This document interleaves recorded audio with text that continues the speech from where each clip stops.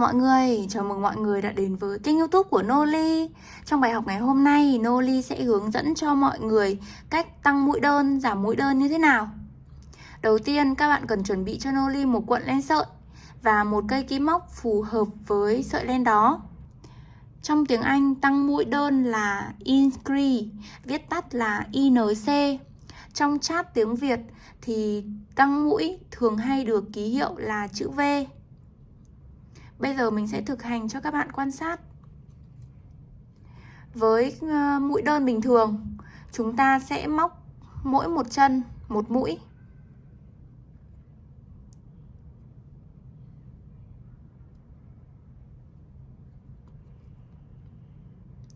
Còn khi xuất hiện ký hiệu tăng mũi thì các bạn sẽ hiểu là mỗi một chân chúng ta sẽ móc 2 mũi móc đơn. Ở chân này chúng ta sẽ móc 1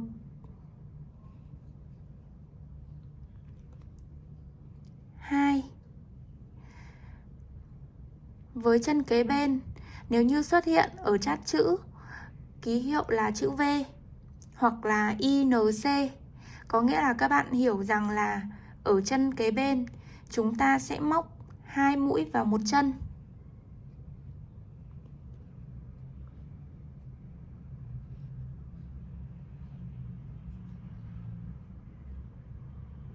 Mình sẽ thực hiện cho các bạn cho đến hết hàng.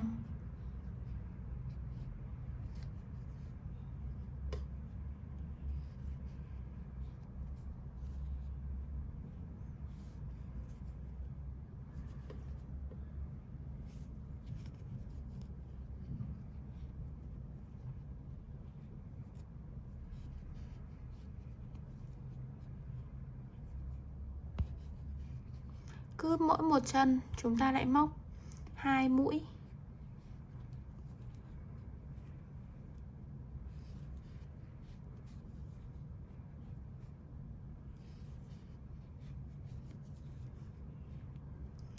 Việc tăng mũi như thế này làm mở rộng tấm móc ra nhiều chân hơn, 2, 3, 4, 5, 6 chân. Thì sau khi chúng ta tăng mũi như thế này liên tiếp 6 lần thì các bạn sẽ để ý là ở bên trên chúng ta sẽ được 12 chân mũi ở hàng tiếp theo. Đây nhá, 1, 2, 3, 4, 5, 6, 7, 8, 9, 10, 11, 12 chân. Như vậy là việc tăng mũi này giúp cho tấm móc được mở rộng ra.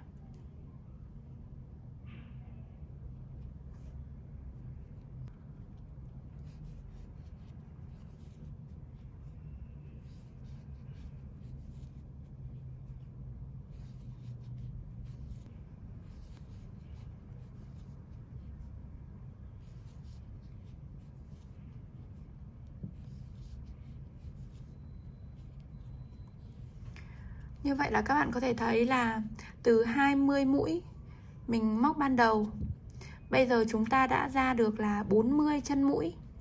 Thì sản phẩm nó cong lên như thế này do là nó đã được tăng thêm.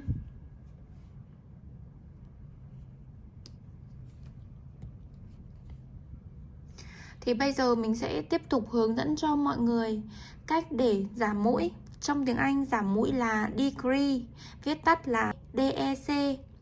Trong tiếng Việt, chat tiếng Việt thì thường hay được ký hiệu là chữ A hoặc là dấu mũ. Bây giờ mình sẽ thực hiện cho các bạn cách để giảm mũi đơn như thế nào. Cách giảm mũi đơn thì rất là đơn giản. Chúng ta sẽ móc 2 mũi đơn chụm đầu để thu 2 chân mũi trở thành một chân mũi. Đây, ví dụ như là 2 chân mũi này. Bây giờ mình sẽ giảm mũi bằng cách là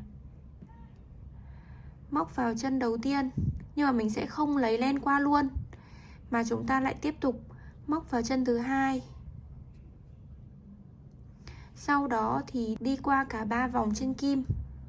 Như vậy là từ 2 chân mũi bên dưới chúng ta đã giảm còn được 1 chân mũi ở bên trên.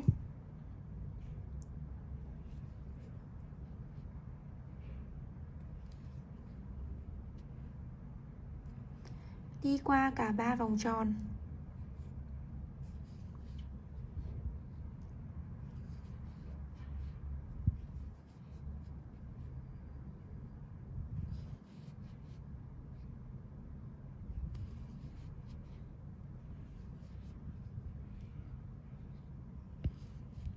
Đây là cách giảm mũi thông thường nhất, cơ bản nhất mình giới thiệu đến cho các bạn.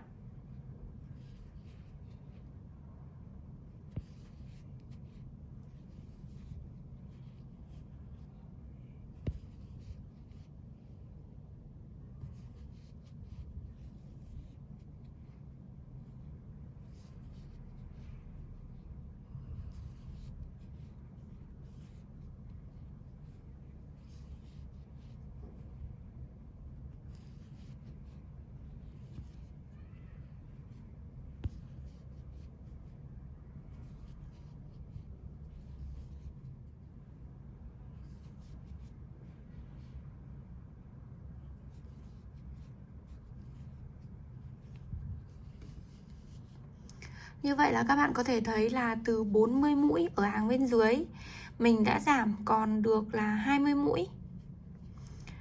Mình kiểm tra lại nhé. 1, 2, 3, 4, 5, 6, 7, 8, 9, 10, 11, 12, 13, 14, 15, 16, 17, 18, 19, 20. Và chúng ta đã thực hiện thao tác là 2 mũi móc trụ đầu. Từ 20 mũi đơn ban đầu, mình đã thực hiện kỹ thuật tăng mũi, móc 2 mũi vào một chân, tạo ra được 40 mũi. Sau đó thì mình lại tiếp tục thực hiện kỹ thuật giảm mũi, giảm 40 mũi, trở về thì còn 20 mũi. Noli chúc các bạn thành công nhé! Đừng quên ấn like và subscribe kênh YouTube của Noli Handmade. Bấm vào biểu tượng quả chuông để là người sớm nhất xem được video mới nhất của Noli. Bye!